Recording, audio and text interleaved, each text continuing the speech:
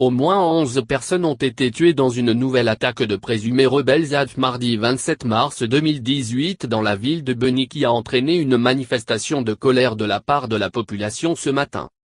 C'était vers 19h30 et ce jusqu'au environ de 21h45 que les armes lourdes et légères se sont fait entendre à Bili, Taliata et Sobide dans la commune de Rwenzori lorsque des assaillants ont fait incursion dans la zone.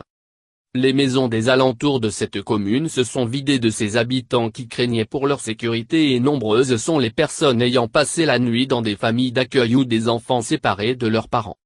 Toutefois, malgré la fuite, 11 corps de civils ont été découverts ce mercredi matin dont plusieurs étaient criblés de balles ou d'entailles à l'arme blanche. Et, comme si souvent, les assaillants ont pillé des animaux de la basse-cour ainsi que plusieurs autres biens de valeur, a indiqué un habitant de Bili. Matinée surchauffée à Beni. C'est ainsi qu'en apprenant la nouvelle, la population de Beni a manifesté sa colère.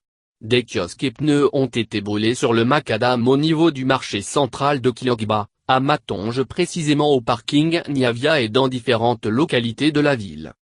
Les activités journalières ont été paralysées car les boutiques, magasins, banques et autres maisons de commerce n'ont pas ouvert. En outre, la circulation a été très timide et les cours n'ont pas se déroulé dans plusieurs écoles de la ville compte tenu de l'agitation suite à ce nouveau massacre.